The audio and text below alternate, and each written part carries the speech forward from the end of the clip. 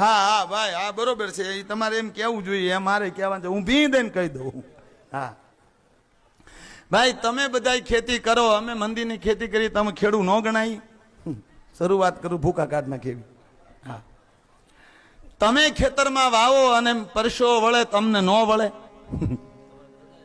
હા, તમારે તો રજા આવે, અમારે રવિવારે શંકર દાદા નવડાવો પડે. અમારે દિવેલિયામાં તો રજાય ન આવે.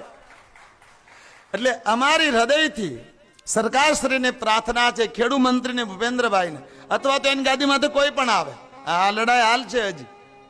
અમને સમાજમાં જે ખેડૂને અધિકાર મળે, એ રામજી મંદિરો હોય, કૃષ્ણ મંદિર હોય, શિવ મંદિર હોય, આ તમામ મંદિરોની જમીનોને ખેડૂનો અધિકાર મળે, એની સહાય પણ મળે, એવી પ્રાર્થના અમારી વ્યાસપીઠ કરે છે. પ્રાર્થના મહાદેવને કરે છે, માંગ સરકારની આગળ કરે છે.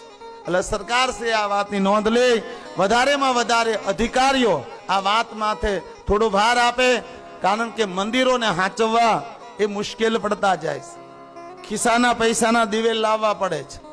આવું કોઈને કહેવાય નહીં, પણ કહું છું. હા, એટલે અમારી જે મંદિરોની જમીનો છે, એ મંદિરોને ખેડૂ અધિકાર મળે અને જે સહાય મળે, જેથી આધ્યાત્મિક ધર્મનો વિકાસ થાય. એટલા માટે અમારી પ્રાર્થનાનો સરકાર શ્રી સ્વાગત કરે, એવી મહાદેવને પ્રાર્થના. બોલીએ મા પતિ મહાદેવ.